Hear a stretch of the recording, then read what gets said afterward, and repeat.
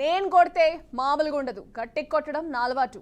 కాంగ్రెస్ నేతలు ఎదురైతే ప్రజలు కొడతారు. చాలా గ్యాప్ తర్వాత కేసీఆర్ మాట్లాడిన మాటలు. రాష్ట్రాన్ని కాంగ్రెస్ దివాలా తీయించిందంటూ గులాబీబాజ్ విమర్శలు గుప్పించారు. గురుకులాల్లో పురుగుల అన్నం పెడుతున్నారంటూ ఆగ్రహం వ్యక్తం చేశారు. మరోవైపు భూముల రేట్లు ఆమాంతం పడిపోయాయని ఎద్దేవా చేశారు. అంతేకాదు ఫిబ్రవరి నెలాఖరులో భారీ సభకు కేసీఆర్ పిలిపించారు. ఇక కేసీఆర్ ఆరోపణలో నిజం లేదా? నిజంగానే కాంగ్రెస్ ప్రభుత్వంపై ప్రజల్లో వ్యతిరేకత వచ్చిందా? ప్రజలు బీఆర్ఎస్ పాలనను కోరుకుంటున్నారా? ఇక ఏడాది పాటు కేసీఆర్ మౌనం దేనికి సంకేతం? ఇదే ఇవాల్టి ప్రైమ్ డిబేట్. ముందుగా డిబేట్లో పాల్గొంటున్నారు పుష్పలీల గారు, కాంగ్రెస్ ఎక్స్ మినిస్టర్, అలాగే దినేష్ చౌదరి బీఆర్ఎస్ పార్టీ రాష్ట్ర సోషల్ కన్వీనర్, అలాగే కోటేశ్వరరావు గారు అనలిస్ట్, అలాగే తాడూరి శ్రీనివాస్ బీజేపీ లీడర్. ముందుగా దినేష్ చౌదరి గారితో మొదలు పెడదాం. నమస్తే దినేష్ చౌదరి గారు. నమస్తే అండి. సో మనం చూసుకున్నాం వేడిగా అసలు కేసీఆర్ గారు ఇన్ని రోజుల మౌనం తర్వాత ఈ రోజు మాట్లాడారు. సో దీనిపై మీ కామెంట్ ఏంటి? ప్రధానంగా దీనికి సంబంధించి రేవంత్ రెడ్డి గారు కూడా రిప్లై ఇచ్చారు. అంటే కేసీఆర్ గారు ఒక బాధ్యత కలిగిన మాజీ ముఖ్యమంత్రిగా, ప్రధాన ప్రతిపక్ష నేతగా ఈ ప్రభుత్వానికి ఒక సమయం ఇద్దాం, తన పరిపాలన ఏ విధంగా ఉంటుందో నిశ్చితంగా గమనిద్దాం, గమనించిన తర్వాత వాటిలో లోటుపాట్లను సవరించుకునేందుకు వాళ్ళు ప్రయత్నాలు చేస్తారా లేదా, ఇవన్నీ కూడా గమనించి ఆ తర్వాత నిశ్చితంగా పూర్తి స్థాయిలో గమనించి ఆ తర్వాతనే ఆయన కార్యక్షేత్రంలోకి దిగాలనేసి మొదటి నుంచి కూడా భావించారు. అందులో భాగంగానే ఆయన ఇంతకాలం కూడా వ్యూహాత్మక మౌనమే వహిస్తూ వచ్చారు. అది కేసీఆర్ గారి గురించి తెలియని వాళ్ళు, లేకపోతే ఇప్పుడిప్పుడే రాజకీయాల్లోకి వచ్చిన వాళ్ళు, వీళ్ళందరూ ఏమనుకుంటారంటే కేసీఆర్ గారు ఎందుకు కనిపిస్తలేడు, ఎందుకు మౌనంగా ఉన్నాడు, ఎందుకు ఏం మాట్లాడతలేడు, ఎందుకు ఆడకొస్తలేడు, ఎందుకు ఈడకొస్తలేడు అనుకుంటా మాట్లాడతారు. కాకపోతే ఆయనని మొదటి నుంచి ఎవరైనా కనుక చూసిన వాళ్ళు ఉంటే ఉద్యమ సమయంలో కూడా అంతే, ఆయన చాలాసార్లు వ్యూహాత్మకంగా మౌనంగా ఉంటుండే. ఆ సమయంలో కూడా అంతే, ప్రతిపక్షాలు కేసీఆర్ మాట్లాడతలేడు, చూసిర్రా, అయిపోయిండు, సలబడిపోయిండు, ఇక మా మధ్యలోకి రాడు, పబ్లిక్ మధ్యలోకి, ఇట్లాంటివి అన్నీ అన్నారు. ఎస్, మీరు అన్నట్టు మౌనంగా ఉన్నారు, ఓకే. బట్ ఏడాది పాలన కాంగ్రెస్ నడిపించింది, ఏడాది వారోత్సవాలు కూడా చేసుకున్నారు. మరి ఇన్ని రోజులు ఎందుకు మౌనంగా ఉన్నారు? సభకి ఈవెన్ స్పీకర్ పిలిచినా కూడా రాలేదు. సో ఇన్ని ప్రాబ్లమ్స్ ఉన్నప్పుడు ఏడాది పాలనలో మీరు 10 సంవత్సరాల్లో ఉద్యోగాలు ఇచ్చారు. ఈ 10 సంవత్సరాల ఉద్యోగాలు ఇచ్చింది కూడా ఏడాది పాలనలో వీళ్ళు ఇచ్చారని చెప్పి వీళ్ళు అంటున్నారు. సో మీరేమంటారు? ఎందుకు మౌనంగా ఉన్నారు? మరి వచ్చి క్వశ్చన్ చేయొచ్చు కదా. నేను అదే అంటున్నా, దేనికైనా కూడా ఆయన ఒక స్థాయి కలిగిన నాయకుడు, ఏది పడితే అది తొందరపడి మాట్లాడే వ్యక్తి కాదు. పూర్తిగా సంపూర్ణంగా ఇవ్వాల్సిన అవకాశాలన్నీ ఇద్దాము అనేది ఆయన ఒక ఆలోచనలు ఉండే. మీరు చూస్తే పురాణాల్లో కూడా శిశుపాలుడు 100 తప్పులు చేసేంత వరకు శ్రీకృష్ణుడు చాలా ఓపికగా ఉండే, బలవంతుడే, కానీ తప్పుల మీద తప్పులు చేస్తూ ఉంటే ఎక్కడైనా సుధరాయించుకునేందుకు అవకాశం ఇద్దాము అన్నట్టు ఎదురు చూసారు. సో అంటే మీరు ఛాన్స్ ఇచ్చారు? అయితే మేము కూడా ఇచ్చాం. కేసీఆర్ గారు కూడా అదే చేశారు. చూద్దాము, మనం మాట్లాడే ముందు వీళ్ళకి అవకాశాలు ఇద్దాం, ఎక్కడన్నా సరే వీళ్ళ నడవడిక మార్చుకుంటారా, లేకపోతే వీళ్ళు చేస్తున్న తప్పులు సరిదిద్దుకుంటారా అనేది పూర్తి స్థాయి అవకాశం ఇచ్చి ఆ తర్వాతనే కార్యక్షేత్రంలోకి దిగుదామనేసి ఆయన ముందు నుంచి అనుకున్నారు. ఈరోజు రాష్ట్రంలో నిజంగా పరిస్థితులు చూస్తే అన్ని రంగాలలో ప్రభుత్వం ఫెయిల్ అయిందండి. ఎవరు అవునన్నా కాదన్నా అన్ని రంగాల్లో ప్రభుత్వం ఫెయిల్ అయింది. వాళ్ళు ఇచ్చిన హామీలు నెరవేర్చడంలో ఫెయిల్ అయింది, పరిపాలనలో ఫెయిల్ అయింది, శాంతి భద్రతలు కాపాడడంలో ఫెయిల్ అయింది, లేకపోతే ప్రభుత్వ రంగ సంస్థలు లేకపోతే వివిధ శాఖలు వాటి నిర్వహణలో ఫెయిల్ అయింది, రాష్ట్రాన్ని ఆర్థిక క్రమశిక్షణలో పెట్టడంలో ఫెయిల్ అయింది. దానికి నిదర్శనం మనం చూసుకుంటే ఇటీవల కాలంలో కాంగ్రెస్ శాసనసభ్యులే మాట్లాడుతున్నారు కదా. ఇప్పుడు నిన్నగాక మొన్న మునుగోడు కాంగ్రెస్ పార్టీ శాసనసభ్యుడు కోమటిరెడ్డి రాజగోపాల్ రెడ్డి ఏమన్నాడు మాట్లాడుకుంటా, ఆ వీడియో ఉన్నది మన దగ్గర, కావాలంటే ప్లే చేస్తాను నేను. ఏమన్నాడు, మనము రైతు భరోసా ఇస్తామని చెప్పినాము, కానీ దానిలో కూడా డుమ్కి కొట్టినాం మనం ప్రజలని. ఇస్తామన్నది 15,000, కానీ ఇప్పుడు ఇచ్చేది కేవలం 12,000. అది కూడా గత సంవత్సరంలో ఇవ్వాల్సింది ఎగరగొట్టినాం మనం. ఇవన్నీ చూస్తుంటే ఊళ్ళలో ప్రజలు మీకంటే కేసీఆర్ పాలనే బాగుండే, మీరేం చేస్తలేరు అనుకుంటా మనల్ని తిడుతురు, అవునా కాదా అనుకుంటా వాళ్ళ కార్యకర్తలను ప్రశ్నిస్తున్నాడు మీటింగ్లో. అది మనం చూసినాం స్వయంగా. నిన్నగాక మొన్న రాష్ట్ర శాసనసభ స్పీకర్ ఆయన తన నియోజకవర్గంలో మాట్లాడుతూ, మేము కళ్యాణ్ లక్ష్మితో పాటు తులం బంగారం ఇయ్యలేకపోతున్నాం, రాష్ట్ర ఆర్థిక పరిస్థితి బాగాలేదు, అందుకని మేము ఇయ్యలేకపోతున్నామని ఆయన అంటాడు. రాష్ట్ర ఆరోగ్య శాఖ మంత్రి దామోదర్ రాజనరసింహ గారు వారు కూడా 4-5 రోజుల సో క్రితం దానికి రీజన్ లేకపోలేదా? ఇప్పుడు మీరైతే ఇప్పుడు బీఆర్ఎస్ అధికారంలో ఉంది, రాష్ట్రాన్ని అప్పుల ఊబిలోకి నెట్టి మీరు వెళ్ళిపోయింది. సో ఆ అప్పులన్నీ కూడా కాంగ్రెస్ ప్రభుత్వం మీద పడ్డాయి. సో దానికి రీజన్ లేకపోలేదని మీరు అంటారా? చూడండి, ఇటువంటి మాటలు మాట్లాడే ముందు మనం గతంలో రేవంత్ రెడ్డి ఏమన్నాడండి? ఎన్నికల సమయంలో ఇదే మీడియా ప్రశ్నించింది రేవంత్ రెడ్డిని, మీరేంటి ఇన్ని హామీలు ఇచ్చేస్తున్నారు, ఇవన్నీ ఎట్లా సాధ్యమవుతాయి, మీరే అంటున్నారు కదా ఇవన్నీ ఇబ్బందులు ఉన్నాయంటే ఏమన్నాడు? మాకు అన్నీ తెలియదు అనుకుంటున్నారా?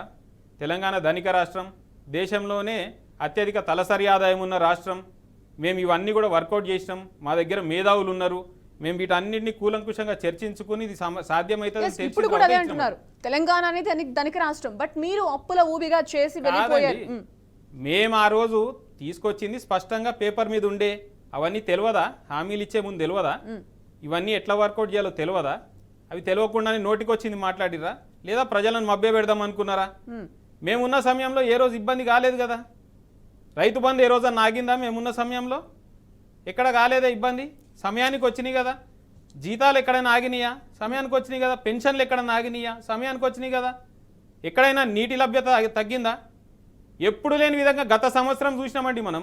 కృష్ణా బేసిన్లో క్రాప్ హాలిడేలు ప్రకటించారు కొన్ని చోట్ల, ఎప్పుడు లేదు కదా. 10 సంవత్సరాల బీఆర్ఎస్ పాలనలో కేసీఆర్ గారి నాయకత్వంలో ఏ రోజు లేదు కదా.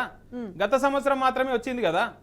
కాబట్టి వీళ్ళు పరిపాలన చేతగాక ఫెయిల్ అయింది కాబట్టే కదా ఇవన్నీ అయ్యింది. మేము ఈరోజు అదే అడుగుతున్నాం. మీరు పరిపాలన సంవత్సరం పూర్తి చేశారు, మీరేమన్నారు? మేము వచ్చిన 100 రోజుల్లో 6 గ్యారెంటీలు పూర్తి చేస్తామని పతాక శీర్షికల్లో ప్రతి పేపర్లో యాడ్లు ఇచ్చారు కదా. రాహుల్ గాంధీ, సోనియా గాంధీ అందరిని పిలిపించుకుని చెప్పారు కదా ఆ మాటలు. ఇచ్చిన హామీలో ఏవి నెరవేర్చలేదు అంటారు అయితే. ఒక్క ఫ్రీ బస్సు తప్ప ఏది పూర్తిగా నెరవేరిందో చెప్పండి నాకు మీరు. నో నేను చెప్పడం కాదు, మీరు చెప్పగలుగుతారా? పూర్తి స్థాయిలో నెరవేర్చింది ఒక్కటైనా? రుణమాఫీ పూర్తిగా అయిందా ఎక్కడైనా? ఆరోగ్య శాఖ మంత్రి దామోదర్ రాజనరసింహ గారు మొన్ననే చెప్పారు ఆయన నియోజకవర్గంలో, ఇంకా పూర్తి స్థాయిలో కాలేదు, త్వరలో అవుతుందని ఆశిద్దామని. ఇవన్నీ కాదండి. ముఖ్యమంత్రి స్వగ్రామం కొండారెడ్డిపల్లిలో పూర్తి స్థాయి రుణమాఫీ జరిగిందా? కాలేదు. రైతు భరోసా, కౌలు రైతుకి ఇద్దరికి 15,000 ఇస్తామన్నారే ఎకరానికి, దాన్ని కాస్త ఎగరగొట్టి 12,000 చేసిరు. ఇప్పుడు పోనీ అది కూడా అందరికి ఇస్తున్నారా? మండలానికి ఒక గ్రామానికే ఇస్తున్నారు. ఎందుకు అది? అదేంటి? మండలానికి ఒక గ్రామానికే ఇస్తామని మొదట్లో ఎందుకు చెప్పాలి, ఇప్పుడు మాత్రం ఎందుకు చెప్తున్నారు? అదేవిధంగా పోనీ ఇవి వదిలేద్దాం మనం. ప్రతి మహిళకు నెలకు 2,500 ఇస్తామన్నారు. ఎక్కడైనా ఒక్క మహిళకి ఇచ్చారా 2,500 నెలకి? ఆసరా పెన్షన్లు 4,000 రూపాయలు చేస్తామన్నారు. ఒక్క చోటైనా 4,000 హామీలు ఇచ్చారు, బట్ ఒక్కటి కూడా ఏది చేయలేదంటారు. 6 గ్యారెంటీల్లో 5 గ్యారెంటీలు ఫెయిల్ అండి. ఒక్కటి మాత్రమే ఫ్రీ బస్. ఫ్రీ బస్సులో కూడా మళ్ళీ అది ఓన్లీ ఆర్డినరీ బస్సులకు ఇచ్చారు, మళ్ళీ ఎక్స్ప్రెస్ డీలక్స్ వీటిలో లేవే. కాబట్టి అన్నిట్లో తూట్లు పొడుస్తున్నారు. వడ్లకి క్వింటాల్కి 500 రూపాయల బోనస్ ఇస్తామన్నారు వీళ్ళు. వచ్చిన తర్వాత ఏమైంది? లేలే అన్ని వడ్లకు కాదు, ఓన్లీ సన్న వడ్లకే ఇస్తాం. ఏం ఇచ్చే ముందు మాట మరి అదే మీ గ్యారంటీలో చెప్పాల్సింది కదా, కేవలం వీటికే ఇస్తాము ఇవ్వము అని. రాష్ట్రంలో ప్రతి విద్యార్థికి 5 లక్షల విద్యానిధి క్రెడిట్ కార్డు ఇస్తామన్నారు. ఎవరికైనా ఇచ్చిర్రా అండి? ఎక్కడైనా వచ్చిందా? ఉద్యోగాలు వచ్చేంత వరకు ప్రతి నిరుద్యోగికి 4,000 రూపాయలు ఇస్తాము అన్నారు. ఒక్క నిరుద్యోగికి ఎక్కడన్నా రాష్ట్రంలో ఇచ్చింది? ఇచ్చిన మాటలన్నీ గాలి మీద మాటలు, నీటి మీద రాతల్లానే ఉండే, బట్ ఏది కూడా అమలు కాలేదు. నేను చెప్పడం కాదు, మీరు మీ ఛానల్ తీసుకెళ్ళండి, మీ లోగో తీసుకెళ్ళండి, మీ రిపోర్టర్లను పంపించండి. నేను అడిగిన వాటిలో ఏదైనా సరే కాంగ్రెస్ ప్రభుత్వం ఇచ్చింది అని చెప్పమనండి ఎవరినైనా, అప్పుడు తెలిసిపోతుంది కదా. దూద్ కా దూద్ పానీ కా పానీ అయిపోతుంది కదా. సో ఇప్పుడు ఇదే విషయంపై రేవంత్ బహిరంగ సభ పెట్టి కూడా చెప్పారు, మేము ఇచ్చిన ప్రతిదీ నెరవేరుస్తున్నాం, కావాలని ప్రజలు వద్దనుకున్నారు కాబట్టి మీ కోర్టులే లేదు, కావాలని ఇట్లా మాట్లాడుతున్నారు, బట్ ఇన్ని రోజులు ఎందుకు మౌనంగా ఉన్నారు? సంజన గారు, ముఖ్యమంత్రి గారు మాటలు ఎట్లుంటాయంటే ఆయన అవగాహన ఇవన్నీ మనం చూసుకుంటే, నిన్నగాక మొన్న ఏమన్నాడండి? శ్రీశైలం ఆలయం తెలంగాణలో ఉందంట. శ్రీశైలం ఆలయం ఉందా తెలంగాణలో? గతంలో ఏమన్నాడు? బాక్రానంగల్ డ్యామ్ తెలంగాణలో ఉందన్నాడు. బాక్రానంగల్ డ్యామ్ తెలంగాణలో ఉందా? మనకి 3 దిక్కులా సముద్రం ఉందన్నాడు, తెలంగాణకి ఉందా? కాబట్టి ఆయన పాపం తెలియదు, తెలుసుకునే ప్రయత్నం చెయ్యడు, ఏదో మాట్లాడతాడు. దాన్ని పట్టుకుని మనం ఆయన మాటల్ని పట్టుకుని మాట్లాడితే ఎట్లా? గతంలో ఆయన అన్నదే ఏమని, తెలంగాణ ధనిక రాష్ట్రం, అత్యధిక తలసరి ఆదాయం ఉన్నది, కాబట్టి దీన్ని ఎట్లా నెరవేర్చాలో మాకు పూర్తి స్థాయి అవగాహన ఉన్నది, మేము చేస్తాము అన్నాడు.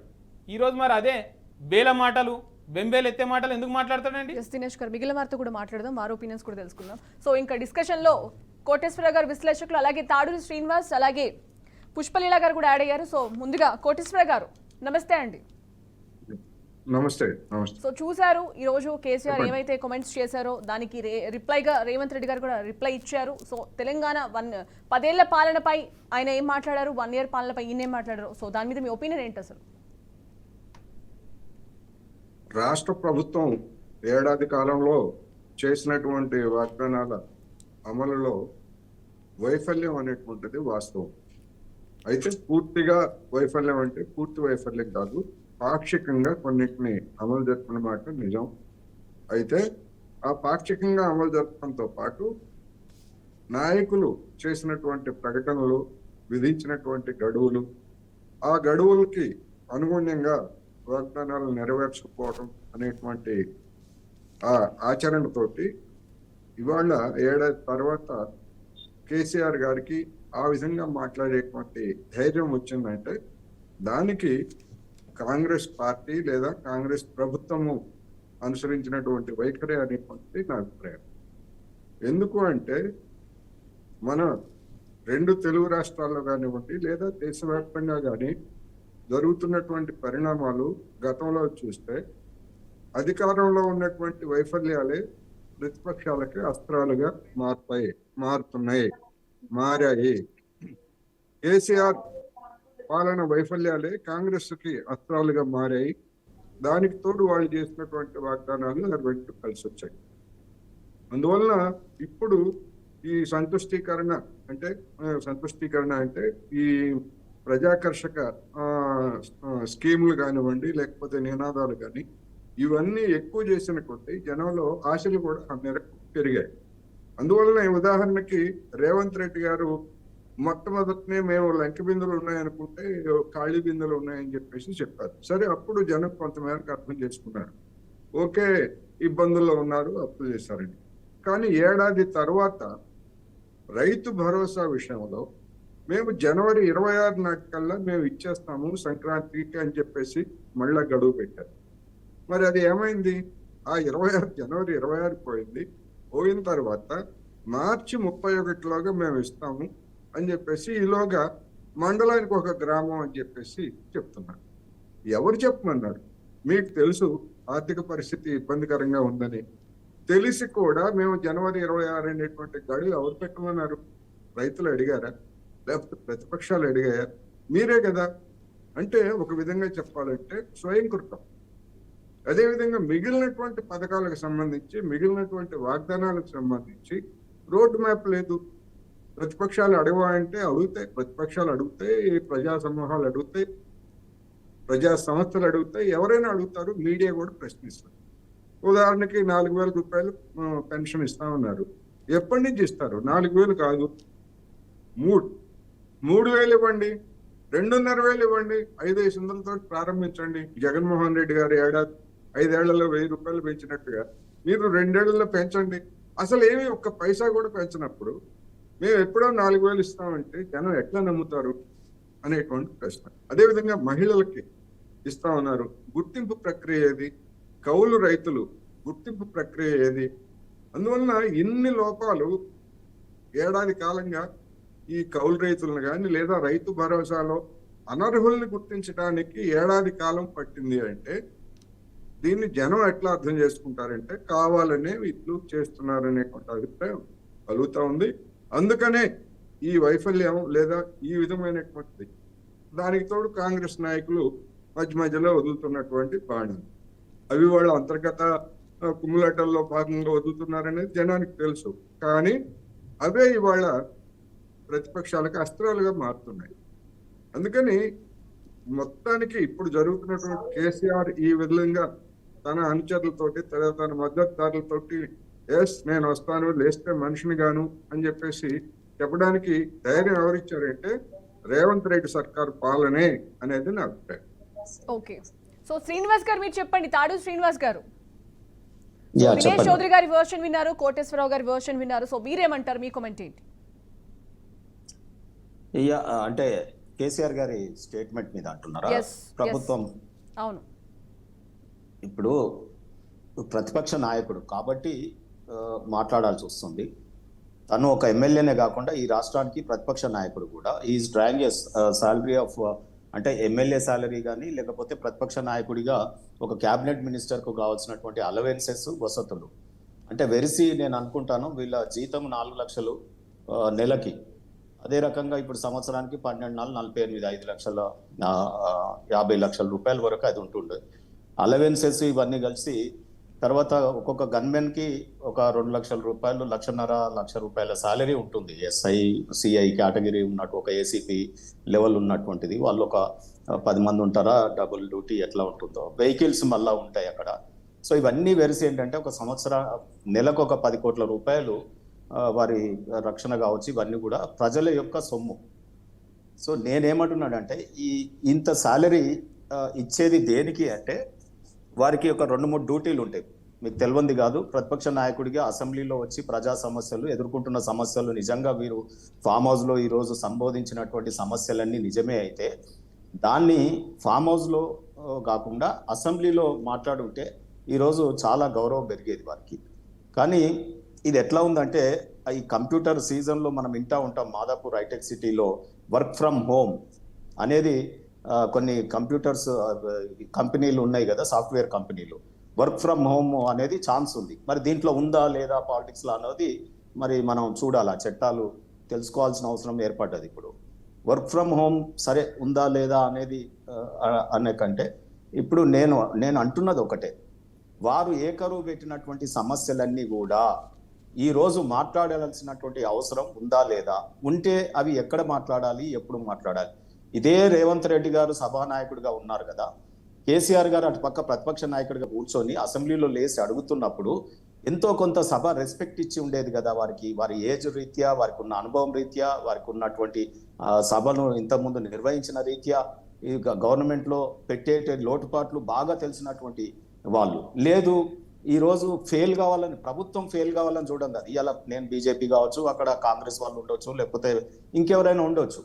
నేనేమంటున్నానంటే ప్రజలు ఎన్నుకున్న ప్రభుత్వాన్ని తనంత తాను ఫెయిల్ అయితే, అంటే ఒకరు చచ్చిపోతే సాగు మీద పేలాలు ఏరుకున్నట్టుగా ప్రజలు ఎన్నుకున్న ప్రభుత్వం ఒక 5 ఏళ్ళు నడవాలి, రాష్ట్రం బాగుండాలి, డెవలప్ కావాలి, రాజకీయాలకు అతీతంగా మనం కోరుకున్నట్టు అయితే డెఫినెట్గా ఆ ప్రభుత్వం చేసిన తప్పులు చేయనియాలి.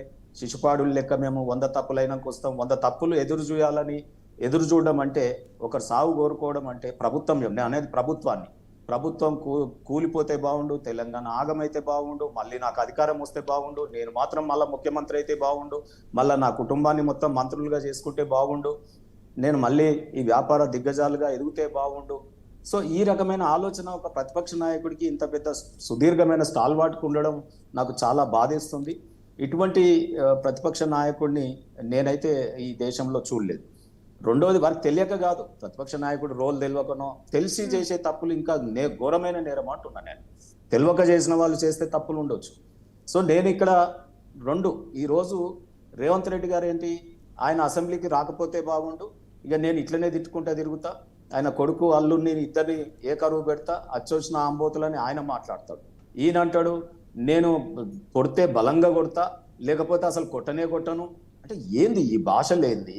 ఎవరిని కొడతావు? నీ వయస్సు ఏంది? నువ్వు వచ్చి సీఎంను కొడతావా, ప్రభుత్వాన్ని కొడతావా? ఈ లాంగ్వేజ్ అనేది ప్రజలకు అర్థం కావాలి కదా, సామాన్యులకి. సో నేనేమంటున్నానంటే ఈరోజు ఈ తెలంగాణ రాష్ట్రం పోరాడి, వారు అన్నట్టు భాషలో కొట్లాడి, ఈపులు వలగొట్టుకొని, కేసులు పెట్టుకొని, తెలంగాణ ఉద్యమకారులు ఆత్మత్యాగాలు చేసి, బడుగు బలహీన వర్గాలు అనేక మంది ప్రాణత్యాగాలు చేసి ఉద్యమంలో ఈరోజు ఇటువంటి తెలంగాణని, ఇటువంటి నాయకులను చూడడానికి కాదు, ఇటువంటి సీఎంని చూడాలనుకోలేదు, ఇటువంటి ప్రతిపక్ష నాయకులను చూడాలనుకోలేదు. అందుకే సరే ఇప్పుడు మిమ్మల్ని ఎవరిని కొడతారంటే ప్రజలు కొడతారు. ప్రజాస్వామ్యంలో ప్రజలు హీరోలు. ఈరోజు ప్రజలు అన్ని గమనిస్తూ ఉంటారు. మీ ఇద్దరికి వాత పెట్టి రేపు బీజేపీని కూడా గెలిపియొచ్చు. వీళ్ళు అంటే శ్రీనివాస్ గారు మీ దృష్టిలో కొట్టడం అంటే ఏంటి? అంటే రాడ్లు తీసుకెళ్లి కర్రలతో కొట్టడం అనా మీ దృష్టిలో? నేనేమంటున్నా, అసలు కొట్టడం అనే భాష ఏంటి? దేని కొడతారు, ఎట్లా కొడతారు? సో ఆయన వెర్షన్ లో, ఆయన స్టైల్లో ఆయన ఇచ్చారు. ఆయన ఏం చెప్పాలనుకున్నారు ఆయన స్టైల్లో చెప్పారు. సో నేను మాట్లాడకుండా ఇన్ని రోజులు మౌనంగా ఉన్నా. రోజులలో నడిచినాయి మేడం. మొన్ననే కొట్టిరు కదా ప్రజలు. ఎవరిని కొట్టిరు, ఎవరిని కూలదోసిరు ప్రజలు చేస్తారు కదా ప్రజాస్వామ్యంలో. సో ఇప్పుడు ప్రభుత్వాలను అందుకే వీళ్ళిద్దరిని కూర్చోబెట్టే రోజులు దగ్గర పడ్డాయి. బీజేపీని రేపు డబుల్ ఇంజన్ సర్కారుని తీసుకొచ్చే ప్రయత్నం ప్రజలు చేస్తూ ఉన్నారు, వాళ్ళు ఎదురు చూస్తూ ఉన్నారు. నిజమే, ప్రజలు ఎదురు చూసేది వాస్తవమే. వీళ్ళిద్దరు కూడా బయటికి వెళ్తే ఇద్దరిని కూడా తరిమి ప్రజలు కొడతారు అంటున్నా నేను. మేము కొడతామని అంటలేము. రెండోది ఇక్కడ మీరు గమనించాల్సింది ఏంటంటే, అప్పులు ఆయన పదే లంక మిందలు అనుకున్నా, ఇంతకుముందు మా కోటేశ్వరరావు అన్నట్టు ఇవి అనుకున్నా ఏమీ లేదు బడ్జెట్ అని ఆయన చెప్తా ఉన్నాడు. 7.5 లక్షల కోట్ల అప్పులు వాళ్ళు చూపిస్తా ఉన్నారు, అసెంబ్లీలోనే చెప్తా ఉన్నారు. మరి అది తప్ప కరెక్టా అనేది వీళ్ళు డాక్యుమెంట్ రిలీజ్ చేయట్లేదు, అట్లీస్ట్ తెలంగాణ భవన్ లో చేయట్లేదు. అడూరి శ్రీనివాస్ గారు అడుగుతున్న దానికి సాక్షాత్తు అసెంబ్లీలో ఆర్బీఐ ఏదైతే తెలంగాణ అప్పులు ఉన్నాయి 2023 వరకు అనేది ఆ డాక్యుమెంట్ అసెంబ్లీలో రిలీజ్ చేయడం జరిగింది. 7 లక్షలు 8 లక్షలు ఎవరు నోటికి వచ్చినట్టు వాళ్ళు చెప్పడం కాదు, అది మొత్తం కలిపి 3,50,000 రాష్ట్రం అప్పు, కార్పొరేషన్ల అప్పు 70,000, మొత్తం కలిపి 4,20,000. అంతేగాని 8 లక్షలు 4 లక్షలు. దినేష్ గారు నేను ఏమంటున్నా అంటే, ఇప్పుడు నేను భాష కూడా ఎందుకు మార్చుకున్నా తెలుసా? అక్కడ దినేష్ తోటి స్పోక్స్ పర్సన్ వచ్చినాడు కాబట్టి నా లాంగ్వేజ్ మారింది, కానీ లేకపోతే వ్యంగ్య ప్రసంగము, లేకపోతే కేసీఆర్ కంటే ఇంకా వ్యంగ్య రచన, లేకపోతే హ్యూమరస్ మాట్లాడదాం అనుకున్నా. బట్ అక్కడ మై కొలీగ్ ఫ్రెండ్ ఆయన భాష తగ్గట్టుగా ఉంటే బాగుంటుందేమో అనే ఉద్దేశంతో నేను కొంతమేరకు తగ్గి మాట్లాడుతా ఉన్నా. నేను ఏమంటున్నా ఇక్కడ, మీరు 2 విషయాలు దినేష్ గారు. 4,20,000 కోట్లే అనుకుందాం అప్పు. దేనికయింది, ఎందుకయింది, అసలు ఎటువంటి రాష్ట్రాన్ని మనం సాధించుకున్నాం? మిగులు బడ్జెట్తో వచ్చిన ఆయన కేసీఆర్ గారు చెప్పిన మాటల్లోనే హై ఇన్కమ్ ఉన్నటువంటి ధనవంతమైన రాష్ట్రం అని పదే చెప్పినారు. ఆ తర్వాత ఏమంటారు, మోసం చేసి అప్పులు తెచ్చుకోవడానికి నేను ఇట్లా మాట్లాడినా అని మళ్ళీ ఒక దగ్గర మాట్లాడతారు. అంటే ఇట్లా రాష్ట్రం దివాలా తీసిందంటే ఎవరు అప్పియ్యరు, రాష్ట్రం సంపాదించిందని చెప్పాలి అన్నట్టుగా మాట్లాడి అప్పులు తీసుకురావడం అనేది జరిగిందని మాట్లాడతారు. ఈ రోజు కనుక కేంద్ర ప్రభుత్వం ఆదుకోకపోతే ఈ రోజు ప్రభుత్వాన్ని ఇతరుల మాదిరి నేను మిమ్మల్ని తక్కువ చేసో లేకపోతే కించపరచో మాట్లాడదలుచుకోలేదు, కానీ ఒకటి చెప్తున్నా, మీరు ఏదైతే అన్నారు చూడండి, మిగులు బడ్జెట్ ఉన్న రాష్ట్రంగా మనకు వచ్చింది అని. బడ్జెట్ మిగులు ఉండొచ్చు, కానీ ఆ రోజు తెలంగాణ రాష్ట్రం ఏర్పడే నాటికి కూడా మనకున్న అప్పులు 80,000 కోట్లు. ఉమ్మడి ఆంధ్రప్రదేశ్ శ్రీనివాస్ గారు మనకున్న అప్పు 80,000 కోట్లు. ఆ తర్వాత మీరు అడిగారు ఈ అప్పులు ఎందుకు చేశారు, మేము తప్పకుండా చెప్తాను. మీరు అడిగారు కదా, మీరు అడిగారు కదా ఏం చేశారు ఈ అప్పులు అని. మేము చెప్తున్నాం, ఎవరి దగ్గర నుంచి కేంద్రం ఒక్క రూపాయి ఇవ్వలేదండి. కేంద్రం ఒక్క రూపాయి ఇవ్వకుండా తెలంగాణ ఇరిగేషన్ ప్రాజెక్టులు సాధించుకున్నాం. దేశంలోనే కాదు ప్రపంచంలో లిఫ్ట్ ఇరిగేషన్ ప్రాజెక్ట్ కాళేశ్వరం కట్టుకున్నాం. అదే విధంగా ఇంటింటికి 100% రక్షిత మంచినీరు అందజేసే మిషన్ భగీరథ మనమే కట్టుకున్నాం. అదే విధంగా దేశంలో ఎక్కడ లేని విధంగా ప్రతి జిల్లాకు ఒక మెడికల్ కాలేజ్ మనమే కట్టుకున్నాం. అదే విధంగా నర్సింగ్ కాలేజీలు మనమే కట్టుకున్నాం. అదే విధంగా మనకి కావాల్సిన విద్యుత్ ఏదైతే ఉన్నదో దానికి కావాల్సిన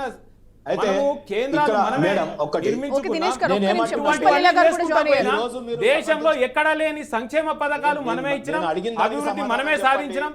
దాని యొక్క రిజల్టే ఈ రోజు దేశంలోనే నెంబర్ వన్ తలసరి ఆదాయం ఉన్న రాష్ట్రం ఏదైనా ఉంది, దేశంలో నెంబర్ 1 తలసరి ఆదాయం ఉన్న రాష్ట్రం ఏదైనా ఉందంటే అది తెలంగాణ. దేశంలోనే మూడవ స్థానంలో జిఎస్డిపి ఉన్న రాష్ట్రం ఏదైనా ఉంది, దేశంలోనే 3వ స్థానంలో జిఎస్డిపి ఉన్న రాష్ట్రం ఏదైనా ఉంది అంటే అది తెలంగాణ. దేశంలో అత్యధిక తలసరి వినియోగం ఉన్న రాష్ట్రం ఏదైతే ఉన్నదో అది తెలంగాణ. దేశంలో అత్యధిక సంఖ్యలో గురుకులాలు లేకపోతే సంక్షేమ హాస్టల్ ఉన్న రాష్ట్రం ఏదైతే ఉందో అది తెలంగాణ.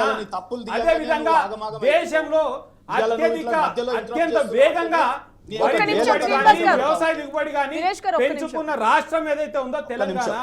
ఇన్ని విజయాలు తెలంగాణ మేము చెప్తాం.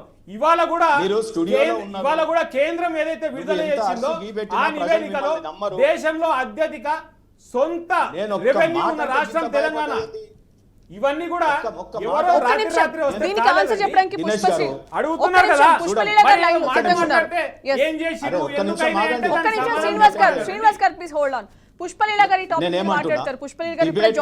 డిబేట్ లో కొంతమంది మాట్లాడినట్టు మాట్లాడి కంక్లూజివ్ లోనే అసలు పాయింట్ చెప్తాం.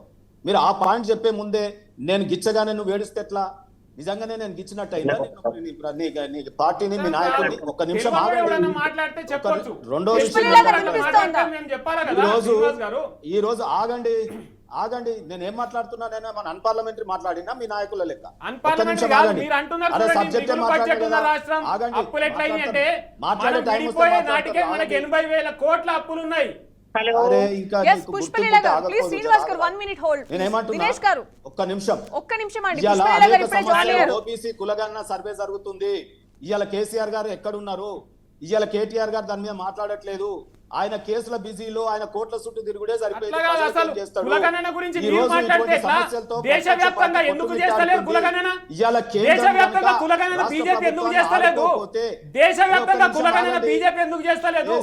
కేంద్రం సుప్రీం కోర్టులో అఫిడవిట్ ఇచ్చింది కదా, మేము చెయ్యము, మేము కులగణన చేయమని బీజేపీ సుప్రీం కోర్టు అఫిడవిట్ ఇచ్చింది. మీరెట్లా మాట్లాడుతున్నారు కులగణన గురించి? బీసీల శాతం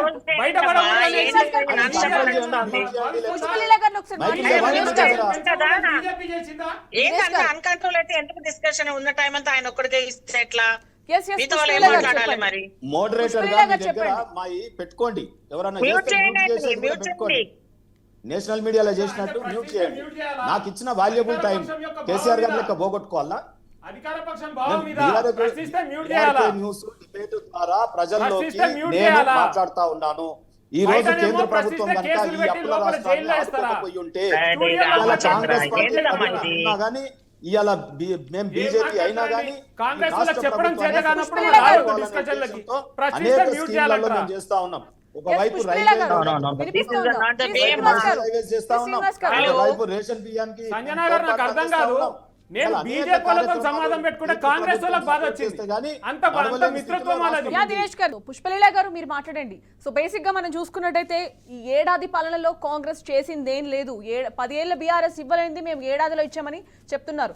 మరోవైపు కాంగ్రెస్ నాయకులు ఎవరైనా కనపడితే కొట్టేలా ఉన్నారని చెప్పేసి కూడా కేసీఆర్ చెప్పిన పరిస్థితి కనిపిస్తుంది. దీని మీద మీ కామెంట్ ఏంటి? ఆయన కొట్టింది కాబట్టి పోయి ఫామ్ హౌస్ లో కూర్చున్నట్టు దాచుకొని.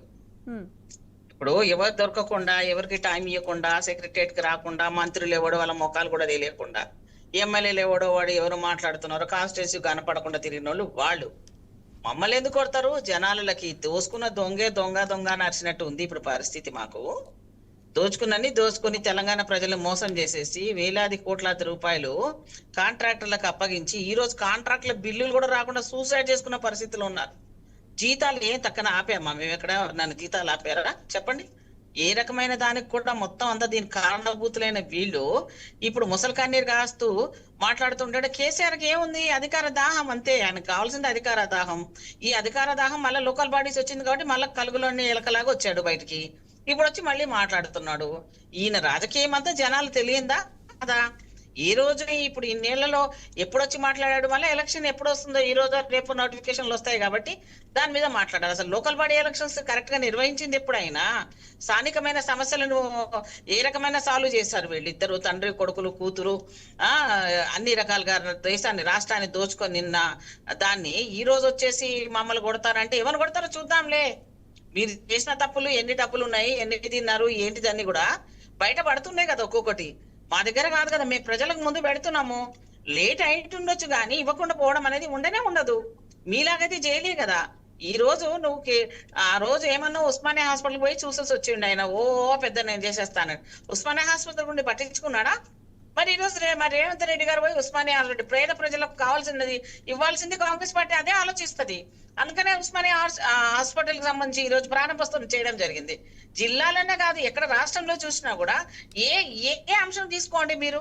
ఈ రోజు ఏ నిధులు ఇచ్చారు వీళ్ళు, సకాలంలో ఏది ఇచ్చారు, ఏ ఫండ్ ఇచ్చారు, ఏ డిపార్ట్మెంట్లు ఇచ్చారు, ఎవరిని వీళ్ళు ముందు లెవెల్లో తీసుకుని వెళ్ళారు, ఈ రాష్ట్రాన్ని ఎంతవరకు వెనక్కి నెట్టేయడంలో ఈయన ప్రధాన పాత్ర. మాటలు వచ్చినాయి కదా అంటే మాటల గాడితో గెలుస్తానంటే ప్రతిసారి నడుస్తుందా? మరి ఎందుకు ఆయన ప్రజలు విశ్వసించలేదు? నేనే తెలంగాణ అన్నాడు, అన్ని నేనే ఇచ్చిన అన్నాడు, అందరిని మోసం చేసి గద్దెనెక్కిండు. తర్వాత వాళ్ళ కొడుకు కూతుర్లకు చేసుకున్నాడు.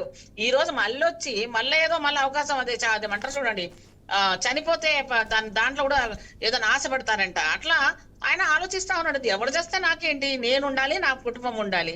ఈ తెలంగాణ ప్రజలకి ఏం ముఖం పెట్టుకొని మళ్ళీ వీళ్ళు మాట్లాడతారండి? నాకు అర్థం కాదు. ఇప్పుడు కూడా చూడండి, ప్రతి దాంట్లో కూడా కరప్టెడ్. తెలంగాణ అంటేనే మోస్ట్ కరప్టెడ్ అనేది ఈ క్రియేట్ చేసిన గొప్ప ఘనత కేసీఆర్ గారిది, కేసీఆర్ సో ఇప్పుడు ఫ్యామిలీ. మీ గవర్నమెంట్ లో ఈరోజు అన్ని వాళ్ళు పథకాలు మాట్లాడుతారంటే పుష్పలత గారు, కాంగ్రెస్ ఇప్పుడు నుంచి మీ గవర్నమెంట్ లో అన్ని పథకాలు సక్రమంగా అమలయ్యాయి అంటే ఏ ప్రాజెక్ట్స్ ఎక్కడ ఆగిపోలేదా? పెండింగ్ ప్రాజెక్ట్స్ ఏం లేవా? నిధులన్నీ రైతులకు టైంలో ఇస్తున్నారు అన్ని కూడా మీరు? అదే కదా తల్లి, నీకు అదేగా చెప్తున్నాను. మొత్తం తినేసి దొంగ అంతా తినేసి ఖాళీ చేసిపోయి అయినా కూడా మేము ఖాళీ ఖజానా చేసినప్పుడు కూడా రైతులకు 2 లక్షల రుణమాఫీ చేయడంలో మేము ఎక్కడ వెనక్కి తగ్గలేదు. అలాగే మేము సంబంధించిన ప్రాజెక్టు హామీలు ఇస్తున్నాము. ఎవరు మధ్యలో మాట్లాడదు దయచేసి.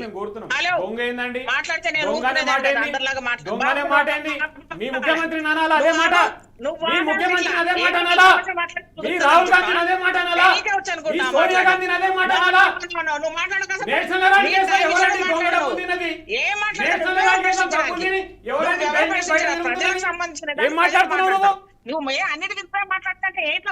దొంగనే మాట ఎట్లా మాట్లాడతావు? మాటలు మర్యాదగా రావాలి, మాటలు మర్యాదగా రావాలి, మాటలు మర్యాదగా రావాలి, ఎందుకు వస్తున్నాయి? మంచిగా వస్తున్నాయి. మాటలు మంచిగా మాట్లాడండి. దొంగని ఏం మాట్లాడుతున్నారు? నీకు ఎట్లా అర్థమైందా? దొంగని ఎట్లా మాట్లాడుతున్నారు? బాబు నేనంటే రాహుల్ గాంధీ దొంగనా, సోనియా గాంధీ దొంగనా, రేవంత్ రెడ్డి దొంగనా? ఎవరు దొంగ? అరే బాబు, పిచ్చి పిచ్చి మాట్లాడుతున్నావు. నువ్వు పిచ్చి పిచ్చిగా మాట్లాడుతున్నావు. పిచ్చి పిచ్చిగా పథకాలు ఇవ్వడం చేత కాదు, సంక్షేమ పథకాలు ఇవ్వడం చేత కాదు, పిచ్చి పిచ్చిగా మాట్లాడుతున్నావు. పరిపాలనలో ఫెయిల్ అయింది నువ్వు. ప్రజలు ఎంట పడితే పారిపోతున్న కాంగ్రెస్ నాయకులు మీరు మాట్లాడతారా? నువ్వు మాట్లాడతావా?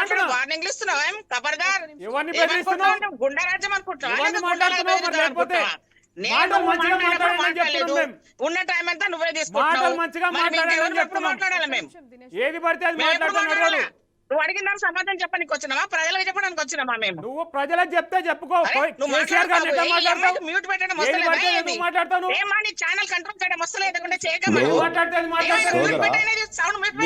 మీ కేటీఆర్ కిషన్ రెడ్డి గారిని కానీ మోడీని కానీ ఏ రకంగా చెప్తున్నారు? మీ ధర్మపురి అరవింద్ ఏం మాట్లాడతారు? మీ సంజయ్ ఏం మాట్లాడతారు? మీ రఘునందనరావు ఏం మాట్లాడతాడు? శ్రీనివాస్ గారు మాట్లాడితే ఎట్లా? మీ భాషలో మీ ధర్మపురి అరవింద్ ఏం మాట్లాడతారు? దినేష్ గారు ప్లీజ్ పర్సనల్ అటాక్స్ వద్దు. వాళ్ళకి ముందు చెప్పండి. అది కేసీఆర్ గారు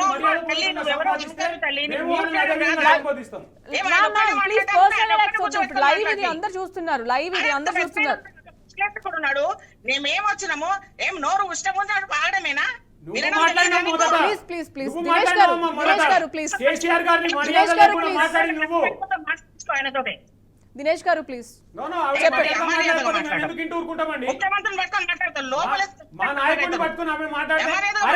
వాళ్ళు చూసుకుంటారు. ఈ ఛానల్లో మాట్లాడేటప్పుడు మాట్లాడేటప్పుడు మర్యాదగా ఉండాలి.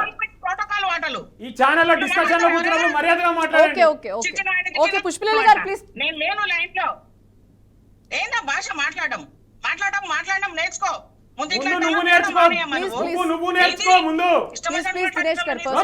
ఆవిడ చెప్పండి. ఏం ఆవిడ మాట్లాడితే మొదటగా మాట్లాడింది ఆవిడ కదా. నువ్వు వాళ్ళమ్మా ప్లీజ్ దినేష్ గారు నువ్వెవరివి? Please please personal attacks Pushpalatha గారు ప్లీజ్ ప్లీజ్ పర్సనల్ అటాక్స్ వద్దు. ఇది లైవ్. మనం ఏ ప్రాబ్లం గురించి చర్చిస్తున్నామో దాని గురించి మాట్లాడండి. సరిగ్గా మాట్లాడడం చేత కాకపోతే ఆగమనండి ప్లీజ్. పుష్పలత గారు సో చెప్పండి. సో ఇది పర్సనల్ అటాక్స్ ఇప్పుడు అందరూ చూస్తున్నారు. మాట్లాడితే డిస్టర్బ్ చేయండి. సబ్జెక్ట్ మాట్లాడితే అన్పార్లమెంటరీ కదా. శ్రీనివాస్ గారు దొంగ అని ఎట్లా మాట్లాడతారు? ఆవిడ కేటీఆర్ మాట్లాడతలేడా? నో బయట మాట్లాడేది వేరు, పబ్లిక్ మీటింగ్లు వేరు, ఛానల్ డిస్కషన్లు వేరు. శ్రీనివాస్ గారు మీ ధర్మపురి అరవింద్ మాట్లాడిండు, మీ సంజయ్ మాట్లాడిండు, మీ రఘునందనరావు మాట్లాడిండు. వాళ్ళందరూ కూడా మాట్లాడారు కదా ఇట్లాంటి మాటలు. మీరు చెప్తే ఎట్లా? నేను అనేది ఇక్కడ కూర్చున్నప్పుడు మర్యాదగా మాట్లాడదాం. ఇక్కడ కూర్చున్నప్పుడు మర్యాదగా మాట్లాడదాం. కనీసం ఇక్కడన్నా మాట్లాడదాం. ఇక్కడ ఎట్లా మాట్లాడతారండి? బూతులు మాట్లాడి కొలితే ఒకరినొకరు ఈ విధంగా దూషించుకొని కూర్చుంటాం. మీరు ఇంటరప్ట్ చేయకండి. ఇంటరప్ట్ చేయడం ఏంటంటే మా నాయకుడిని దూషిస్తే ప్రభుత్వాన్ని రిప్రజెంట్ చేస్తుంది. మా నాయకుడిని దూషిస్తే మేము ఎందుకు ఊరుకుంటామండి? కేసీఆర్ గారి వ్యాఖ్యల మీద వారు మా అడిగారు. నాయకుడిని మేము దూషిస్తే చెప్తున్నాము. మేము ఎందుకు ఊరుకుంటాం? మేమేమన్నాం, ఫామ్ హౌస్ కే పరిమితమై ఇవాళ మెల్లగా మా నాయకుడిని మాట్లాడుతూ, దూషిస్తే మేము ఎట్లా ప్రజలను ఊరుకుంటాం నవ్విస్తూ, శ్రీనివాస్ గద్దె గారు? కథలు చెప్తూ వస్తున్నాడు అని అన్నాము. నేను ఇప్పుడు కనుక దీంట్లో మోడీ మీరు గారిని అదే కొంచెం మాట అంటే మీరు ఊరుకుంటారా? నేను మోడీ గారిని అదే మాట అంటే మీరు మేమేం ఊరుకుంటారా? చెప్పట్లేదు, మేమేం దాచుకోలేదు. మోడీ గారు No, no. నిత్యం మీరు మేము ఆ టీవీ మాట లో అంటే కనిపిస్తాడు మీరు ప్రజలల్లా. ఊరుకుంటారా? యోగి గారిని చూడండి, నిత్యం నో, ప్రజలలో మేము ఆ మాట కనిపిస్తాడు. మోడీ గారిని అంటే మీరు ముఖ్యమంత్రులు. ఊరుకుంటారా? ఊరుకోరు కదా. తిట్టడం కాదు, మేము ఊరుకోరు వ్యవహార కదా. శైలిని అంటున్నాం. ఎవరు కాబట్టి ఎవరి నాయకుడైనా మర్యాదగా మాట్లాడితే ఎవరు మేము కూడా తిట్టిర్రు? ఊరుకుంటాం. మా ఇప్పుడు నాయకుడిని మేమే- దూషిస్తే మాత్రం మేము ఊరుకోం. నేనేమంటున్నా, ఆయన ప్రతిపక్ష నాయకుడిగా వ్యవహార శైలిని తప్పుపడుతున్నాం. తప్పు మేము పట్టడం ఎక్కడ వేరు, మాట్లాడినాం దూషించడం చెప్పండి. వేరు. మీరు విమర్శించడం వేరు, దూషించడం వేరు. నేను ఆమెను అదే తప్పు పట్టింది. దొంగ అనే మాట ఎట్లంటదండి ఆవిడ? ఓకే, సో టాపిక్ అంతా డైవర్ట్ అయిపోతుంది. అదే అండి మేము అనేది డైవర్ట్ కావద్దు. మేడం, ఒక్క ఇష్యూ టు నిమిషం. ఇష్యూ మనము subject ఏదైతే confine ఉందో అయ్యాం. సబ్జెక్ట్ నేను- పట్టేన్ అయ్యి నేనేమంటున్నా మనం అంటే- దానిపైన డిస్కస్ చేస్తే ఇటువంటి రావు. అవును. వ్యక్తిగతంగా దూషించడం నేనే- అనేది వచ్చినప్పుడు yes, ఒక్క నిమిషం. మేమేమి ఊరుకోలేము మా నాయకుడిని అంటే. కాబట్టి మేము అదే అంటున్నాము. చెప్పండి శ్రీనివాస్ గారు. ఇప్పుడు నేను ఒకటే మేడం, నేను అన్నది ఏంటంటే రాజ్యాంగంలో మనకు కొన్ని బాధ్యతలు ఉన్నాయి. ప్రతి పొజిషన్ కు ఒక బిజినెస్ రూల్స్ ఉన్నాయి. ప్రతి పొజిషన్ కి మనం జీతభత్యాలు తీసుకుంటున్నాం. రైతులు నిజంగా అంత బాధలో ఉంటే ఇవాళ నెలకు 10 కోట్లు అంటే సంవత్సరానికి 1200 కోట్లు ఇవాళ ఆ పైసలతో కూడా రైతులకు ఏదైనా ఉపయోగం అవుతుంది. ఆయన కనీసం ఆ పదవిని వదిలేసుకుంటే లాల్ బహదూర్ శాస్త్రి లెక్క పేరు నిలబడుతుందని చెప్తున్నా. దీంట్లో ఇంకా ఏం ఇది ఉన్నది చెప్పండి. రెండోది నేను ఏమంటున్నాను, ఇక్కడ టిఆర్ఎస్ పార్టీ ఆస్తులు పెరిగినాయి, తెలంగాణ రాష్ట్రం ఆస్తులు పెరిగినాయి 10 ఏళ్ల పరిపాలనలో. టిఆర్ఎస్ పార్టీ ఆస్తులు ఇవాళ దేశంలోనే నెంబర్ 1 1680 కోట్లు పెరిగినాయని ఎలక్షన్ కమిషన్ బాజాప్తా ఇచ్చింది. మీరు అడ్మిట్ కూడా చేస్తున్నారు. నేను కూడా 1400 కోట్లు తెలంగాణ సంపద ఆదాయం ఉన్నప్పుడు సంతకం పెట్టిన శ్రీనివాస్ గారు, తెలంగాణ సంపద ఈ రోజు 50 లక్షల కోట్లకు పెరిగింది మా హయాంలో. మీ వ్యక్తిగత తెలంగాణ సంపద, తెలంగాణ రాష్ట్ర సంపద 50 లక్షల కోట్లకు పెరిగింది మా హయాంలో. కాబట్టి మీరు అది పెరగలేదు అనే మాట మాట్లాడితే మాత్రం మీరు చెప్పాలి. మీరు చెప్పుకోండి తర్వాత. నో, మీ మీరు పార్టీ పెరిగినయా ఒక లేదా అని పార్టీ- ప్రశ్నించారు కదా. ఒక్క నిమిషం ఆగండి. ప్రశ్నించారు కాబట్టి నేను సమాధానం చెప్తున్నాను చెప్పినాం. వినండి. అరే ఎంబడెంబడే శ్రీనివాస్ గారు, చెప్పాలనా? శ్రీనివాస్ గారు కంప్లీట్ చేయండి. ఎంబడెంబడే నేను మాట్లాడంగానే మీరు ఎంబడే అనాలనా? డిబేట్ అంటే కనీసం ఒక 5 నిమిషాలు నాకు ఇచ్చి 5 నిమిషాలు మీరు మాట్లాడండి. మీరు ఏదైనా మీరు కొత్త విషయం మాట్లాడినంతసేపు చెప్పండి. నేను ఎక్కడ మీరు విమర్శించలేదు. ప్రశ్నించారు కాబట్టి మేము చెప్పినాం. నేను నిజంగా చెప్తున్నా, మీలాంటి వాళ్ళని చూసినప్పుడు మేము సంయమనం పాటిస్తున్నాం. నీ భాష నాకు తెలుసు కాబట్టి, నీతో సావాసం చేసిన కాబట్టి, మేము కూడా నీ అదే పార్టీతో మర్యాద కూడా ఉన్నాం సావాసం శ్రీనన్న. చేసిన కాబట్టి, మేము I కూడా don't అదే know- మర్యాద ఉన్నాం. I know everything about you and your party. నేను ఏమంటున్నా, ఇవాళ 1400 కోట్ల పైచిలుకు దాంట్లో యాజ్ ఎ సెక్రటరీగా నేను కూడా సంతకం పెట్టినా. ఇవాళ తెలంగాణ రాష్ట్రానికి ఆస్తులు ప్రతి జిల్లాలో పార్టీ భవనాలు పెరిగినాయి, పార్టీకి ఆస్తులు పెరిగినాయి. ఇవాళ పార్టీ యొక్క 1680 కోట్లు దేశంలో ఈ సంపద పెరిగింది పార్టీ. అదేమి దొంగ డబ్బు కాదే. నాయకులు ఆ రోజు అది ఆ రోజు ప్రత్యక్షంగా ఒక్క నిమిషం ఆగండి. ప్రత్యక్షంగా మేము విరాళాలు వచ్చినాయి. అది అడుగుతున్నప్పుడు పబ్లిక్ డొమైన్ లో మళ్ళీ ఉంది. మీరు ఓపిక లేదు. ఇన్కమ్ ట్యాక్స్ కి ఇస్తున్నాం, అరే ఎలక్షన్ నేను అబద్ధం కమిషన్ కి చెప్పినా? ఇస్తున్నాం. అందరికీ ఇలా తెలిసిన 1600 విషయమే. దానిలో 1600 తప్పేముందండి? కోట్లు సో విరాళాలు ఇవాళ ఢిల్లీలో బిల్డింగ్లు, బీజేపీ పార్టీకి జిల్లాలో దేశంలో బిల్డింగ్లు అత్యధిక అబద్ధమా? విరాళాలు రాలేదా? కార్యకర్తలకు 18,000 కోట్లు విరాళాలు ఆ బీజేపీకి మీ రాలేదా పార్టీ అండి? కార్యకర్తలు 18,000 కోట్ల విరాళాలు బీజేపీకి రాలేదా? ఈరోజు మమ్మల్ని ప్రశ్నించే ముందు మీరు నిమిషం చూసుకోవాలి ఆగండి. కదా. ఒక్క అరే నిమిషం. ఒక్క మీ నిమిషం పార్టీ కూడా ఆగండి. వేలాది ఒక్క కోట్ల నిమిషం. విరాళాలు వచ్చినాయి కదండి. ఇప్పుడు మేడం మీరు చెప్పండి, చెప్పండి. కోటేశ్వరరావు గారు చెప్పానండి. నేను పార్టీ సంపద గురించి, తెలంగాణ రాష్ట్ర సంపద గురించి మాట్లాడుతున్నా. అది మీ పార్టీ సంపద గురించి కూడా నేను చెప్తున్నా. ఎందుకు డిస్టర్బ్ చేస్తున్నారు మీరు? మీ మళ్ళీ పార్టీ మీకు సంపద గురించి చెప్తున్నా ఒక్క నిమిషం. శ్రీనివాస్ గారు. మళ్ళీ మీకు ఇయ్యదా? మీకు టైం ఇయ్యదా? ప్లీజ్ మళ్ళా? ఒక్క నిమిషం దినేష్ గారు. మీకు చెప్పలేదా? కోటేశ్వర గారు మీకు ఉన్నారా? ఇచ్చినప్పుడు నేను ఇట్లనే అనాలా? సో కోటేశ్వర గారు మీరేమంటారు? నేను మీ మీద అసంబద్ధమైన వ్యాఖ్యలు చేయలేదు శ్రీనివాస్ గారు. దినేష్ గారు, ఒక్క దినేష్ నిమిషం. గారు. సో కోటేశ్వర గారు ఒక్క నిమిషం. నేను చెప్పిన దాంట్లో ఏం అబద్ధం ఉందో చెప్పుకుందాం. మీకు టర్న్ వస్తే చెప్పండి. మీరు అబద్ధం ఏది ఉన్నా నేను భరిస్తాను. నేను ఏమంటున్నా ఈరోజు, మీకు ఇంకా ముందుకెళ్ళి చెప్తున్నా, నేను కూడా సంతకాలు పెట్టినా అని చెప్తున్నా. ఇవాళ పార్టీకి ప్రతి జిల్లాలో బిల్డింగ్లు లేకపోవడం ఇదా? ఇవాళ నీ సంపద నాకు తెలియదా? యాజ్ ఎ కార్యకర్తగా ఇల్లు లేని నిరుపేదలైన కార్యకర్తలు, ఉద్యమకారులు కానీ ఇవాళ మీకు బిల్డింగ్లు అయినాయి కదా. ఇవాళ నేను ఏమంటున్నా అంటే, మీకు పదవులు కంటిన్యూస్ గా వచ్చినాయి కదా ఉద్యమంలో. ఇవాళ ముఖ్యమంత్రులు, మంత్రులు ఇంటి నిండు ఉన్నారు కదా. ప్రభుత్వ సొమ్ము అంతా మీ అందరి జీతాలు లెక్క కడితే ఇలా 100 కోట్లు అవుతున్నాయి. మీ మేనల్లుడిదైనా, నీ కొడుకుదైనా, నీ బిడ్డదైనా జీతాలు, శ్రీనివాస్ గారు, బీజేపీలో ఎంతమంది తండ్రులు ముఖ్యమంత్రులు లేరు, కొడుకులు మంత్రులు లేరు? ఎంతమంది తండ్రులు ఎంపీలు లేరు? ఎంతమంది కొడుకులు ఎంపీలు లేరు? ఎంతమంది ఒక్క నిమిషం, తల్లి ఒక్క నిమిషం MP, తల్లి ఆగండి ముఖ్యమంత్రి శ్రీనివాస్ ఉంటే గారు కొడుకు topic ఎంపీగా లేడు. divert అయిపోతుంది. ఇది మీరు personal ఇవన్నీ attack మాట్లాడండి. ఉంది. రాష్ట్రానికి కావాల్సినవి What is this Congress nonsense? Party Dinesh ఇవ్వలేదు. గారు, దినేష్ దాని గారు. గురించి నేను మాట్లాడండి. చెప్తున్నా. లేదా రాష్ట్రానికి ఆయన కాంగ్రెస్ కొడుకు చేస్తున్న పదవులు అన్యాయం లేవా? మాట్లాడండి. ఆయన కాంగ్రెస్ అల్లుడికి పైన పదవులు మాట్లాడతలేరు లేవా? ఎందుకో బీజేపీ ప్రతినిధిగా ఆయన. కూతురుకు పదవులు లేవా? నేను అడుగుతున్నది కాంగ్రెస్ పైన ఆయన మాట్లాడతలేరు ఎందుకో బీజేపీ ప్రతినిధిగా. కాంగ్రెస్ అన్యాయాలు కనిపిస్తలేవా? వాటిని ఎందుకు ప్రశ్నిస్తలేరు? Yes, శ్రీనివాస్ గారు. ఏంటి మేడం నన్ను ఏ ప్రశ్న అడుగుతున్నారు? ప్రజా పాలన గురించి అడిగిరా కేసీఆర్ వ్యాఖ్యల మీద సో ఇప్పుడు బయట విన్న కామెంట్స్ చూసుకున్నట్లయితే కేసీఆర్ BJP వ్యాఖ్యలు చేసింది కాంగ్రెస్ పైనే కదా, దానిపైన మాట్లాడాలి కదండి. సో శ్రీనివాస్ గారు, ఇప్పుడు మనం చూసుకున్నట్టయితే బీజేపీ కాంగ్రెస్ ఒకటే అన్న వాదన కూడా బయట వినిపిస్తోంది. మరి దానికి మీరేమంటారు? సపోర్ట్ చేస్తున్నారు అనుకోవాలా? బీజేపీ కాంగ్రెస్ సపోర్ట్ చేస్తుంది అనుకోవాలా? అంటే మీరు క్వశ్చన్ చేయకపోవడానికి వినండి, ఒక ప్రశ్న అడిగారు కదా, వినండి. నా మీద అలిగేషన్ వేసారు, సరే నేను సమాధానం చెప్తా. నేనేమంటున్నా, ఈ రోజు సహకార సమాఖ్య స్ఫూర్తితో ఇవాళ రాష్ట్రాలన్నిటిని కలుపుకొని దేశాన్ని డెవలప్ చేయాలనే ఒక బాధ్యతతో ఇవాళ కాంగ్రెస్ పార్టీ ప్రభుత్వం అయినా సరే, ఈ తెలంగాణ రాష్ట్రం చాలా ముఖ్యమైన రాష్ట్రం. ఇది అప్పుల పాలు చేసిన 10 ఏళ్ల పరిపాలనలో మిగులు బడ్జెట్ నుండి అప్పుల పాలైనటువంటి ఈ 10 ఏళ్ల పరిపాలన బీఆర్ఎస్ది కావచ్చు. ఇప్పుడు కాంగ్రెస్ పార్టీకి అనుభవం లేని నాయకుడు, అనుభవం ఉన్న పార్టీ. సో ఈ రకమైన తాల్మేల్లో ఈ రాష్ట్రం అధోగతి పాలవుతుంది, సంక్షేమ పథకాలు చేయలేకపోతుంది, ఇవాళ అభివృద్ధి పథకాలు చేయలేకపోతుంది, ఇవాళ కనీసం జీతభత్యాలు ఇచ్చే పరిస్థితి లేదు, ఇవాళ రైతులు అగమ్య గోచరంలో ఉన్నారు. ఇటువంటి పరిపాలనని ఆదుకోవడానికి కేంద్ర ప్రభుత్వం అనేక విధాలుగా మేము సపోర్ట్ చేస్తున్నాం. ఒక కేంద్ర ప్రభుత్వంగా రాష్ట్ర ప్రభుత్వానికి ఇవాళ అప్పుల పాలైనటువంటి రాష్ట్రానికి మేము ఎన్నో తీర్లు నిధులు ఇచ్చే ప్రయత్నం చేస్తున్నాం.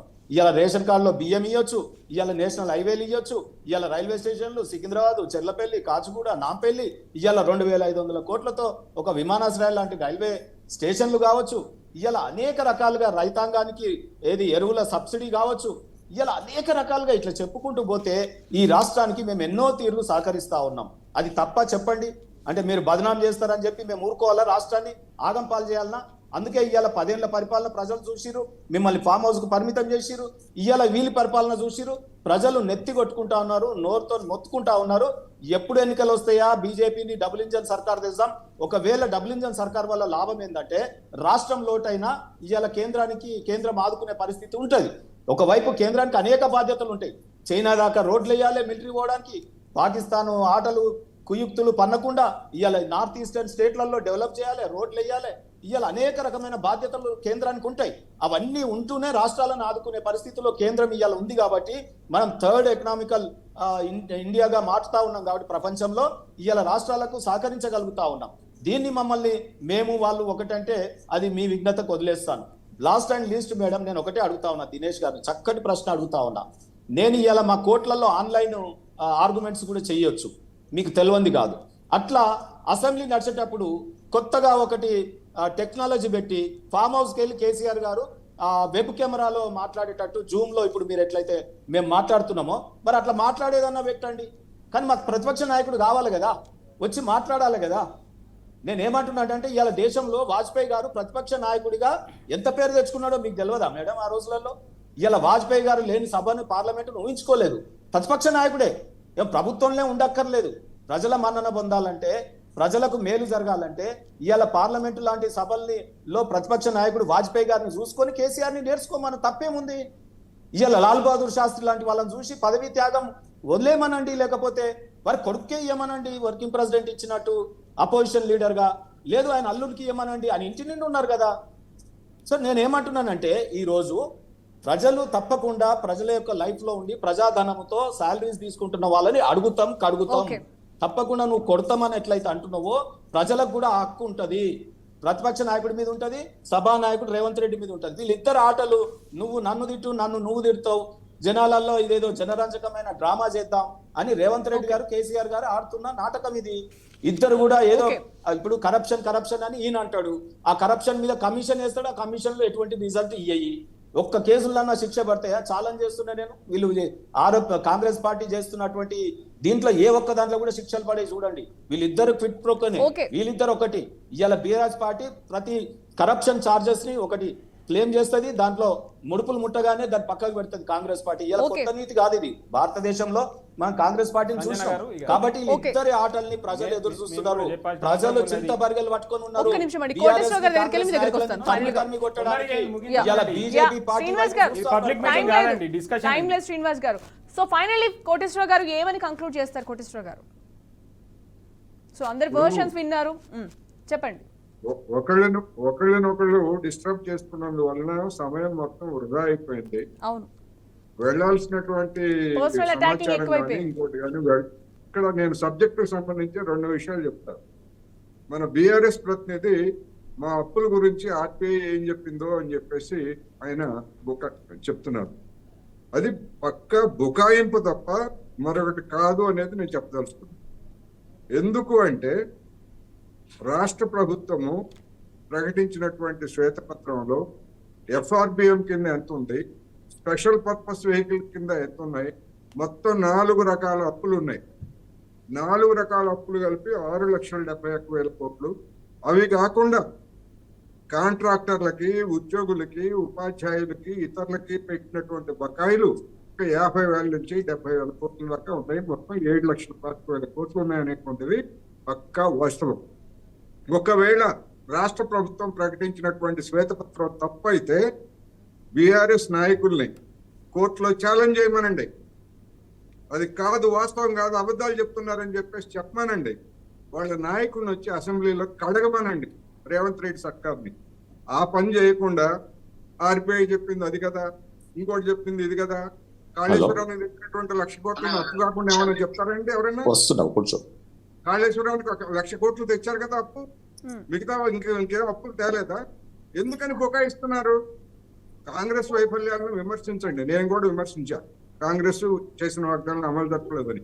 కానీ ఇలాంటి బుకాయింపులతోటి మళ్ళా జనంలోకి వెళ్తే జనం నమ్ముతారు అనేటువంటి భావనలో కనుక ఉండేట్లయితే మళ్ళా దెబ్బతింటారు. సరే, రాజకీయంగా కాంగ్రెస్ బీజేపీ ఒకటే అంటున్నారు, అది రుజువు చేసింది మీరు. ఓకే, లోక్సభ ఎన్నికల్లో మీకు వచ్చినటువంటి ఓట్లన్నీ మీ ఓట్లన్నీ బీజేపీకి వేయించి బీజేపీని 8 సీట్లు గెలిపించారనేటువంటిది లోకం కోడైకి వస్తా ఉంది. అందుకని దానికి సంజాయిషి చెప్పుకోండి మీరు కావాలంటే, మీకు నిజంగా సిన్సియారిటీ ఉంటే బీఆర్ఎస్ పార్టీకి కానీ నాయకత్వానికి కానీ. అందువల్ల బుకాయింపులతోటి నేను ముందే చెప్పా, కాంగ్రెస్ ప్రభుత్వ వైఫల్యాల కారణంగానే కేసీఆర్ ఈ విధంగా మాట్లాడటానికి ఆయనకి ధైర్యం వచ్చిందని. కానీ ఈ ధైర్యంతోనే జనంలోకి వెళ్ళేట్లయితే గత పాపాలను కూడా జనం ప్రశ్నిస్తారు అనేది నేను చివరిగా చెప్పదలుచుకున్నాను. Okay, right. Thank you Koteswara గారు. సో చర్చలో పాల్గొనేందుకు థ్యాంక్ యూ పుష్పరేల గారు, అలాగే దినేష్ చౌదరి గారు, అలాగే తాడూరి శ్రీనివాసరావు గారు. సో మొత్తానికి మనం చూసుకున్నట్టయితే ప్రభుత్వాలు ఎన్ని మారినా కూడా ప్రజల జీవితాలు మారతాయి అనే ఆశతోనే గవర్నమెంట్ని, నాయకులను ఎన్నుకుంటారు. సో ప్రజలకి మేలు చేసే దిశగా, అభివృద్ధి దిశగా ముందుకు వెళ్ళాలని చెప్పేసి కూడా మనం కూడా ఎక్స్పెక్ట్ చేద్దాం. That's all for now. ఇది వాళ్ళ prime debate. Keep watching VRK news.